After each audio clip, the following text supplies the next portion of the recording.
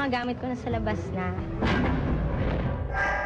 Pinaghalong shock at sama ng loob ang naramdaman ni Bianca sa kung sino man ang nagpalabas ng gamit niya.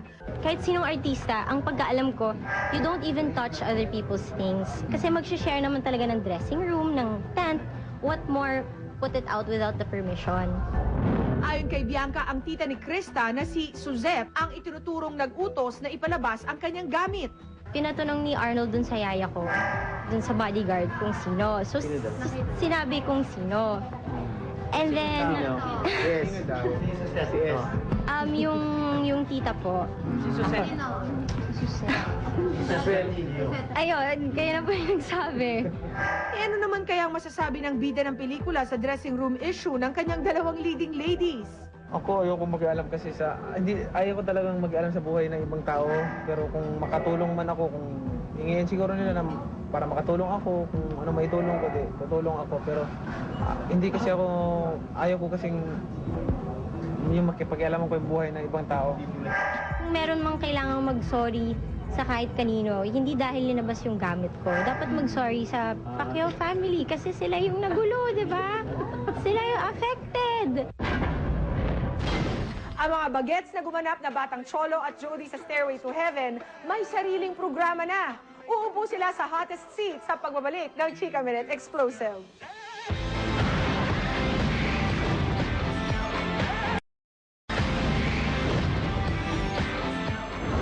Marami ang kinilig sa kanilang mga eksena bilang Young Cholo at Jody sa Stairway to Heaven.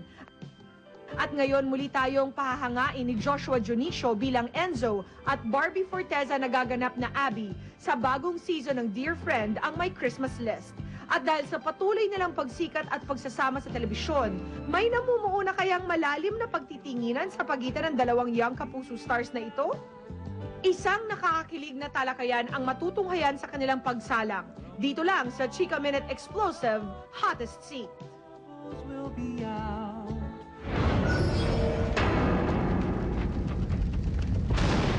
Welcome, guys. Hi po.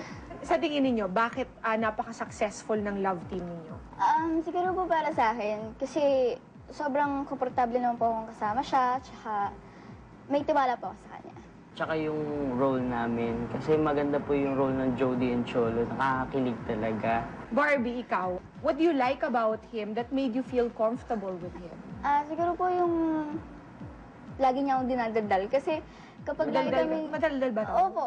Kasi Ano ba kapag, yun? Pag oo, dinadaldal kasi ka? kapag nagkakausap tayo, di ba, hindi na ako naiilang sa'yo. So, Okay. Ano mga kinakwento niya? wala. Secret. Secret? May secret na kayong dalawa. Hindi, tungkol lang po sa mga ginagawa niya sa bahay, sa Facebook. Oo. Ikaw may Facebook Ikaw pala. naman, Joshua, ano yung gusto mo kay Barbie? Nakikinig sa mga daldal mo. Hindi, isa lang po yun. Pero Bukod doon. mostly kasi madali siyang maging kaibigan. Hindi siya mahirap pakisamahan. Kasi bait naman to eh. Sa tingin mo ba, if you were older, of course, could you say, Barbie, na pwede mo maging boyfriend si Joshua? Sa ugaling nakita mo sa kanya, ganun. Siguro para sa akin, okay na po. Parang napipilitan ka lang eh.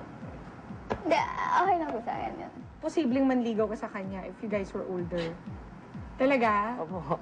Pero alam ko meron ka love triangle si Joshua sa My Dear Friend, Opo. di ba? Si Jake, Sino? Jake Vargas po. nagsiselos ka ba kapag binibigyan niya ng more attention si Jake kaysa ikaw? Binibigyan mo po. Hindi naman po eh. Hindi niya masyadong pinapansin si Jake. Hindi naman po. Uy, hindi naman. Dead mo si Jake.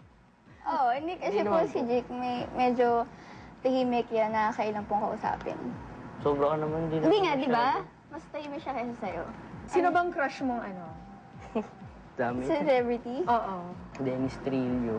Ako tinatanong. Alam ko na eh. Nagsiselos ka naman. Po? Nagsiselos kapag nakikita niya si Dennis Trillo. Hindi po. Hindi. O ikaw, sinong type mo? Bukod kay Barbie. Bukod kay Barbie, Sige, dali. si Ate Chris Bernal. Thank you, Sana po. Barbie Thank you and po. Joshua. kung kinilig kayo kay Joshua at Barbie, dapat nyo namang tutukan ang Christmas plans ng inyong mga paboritong kapuso artists. Mamaya po yan sa Chika Minute Explosive.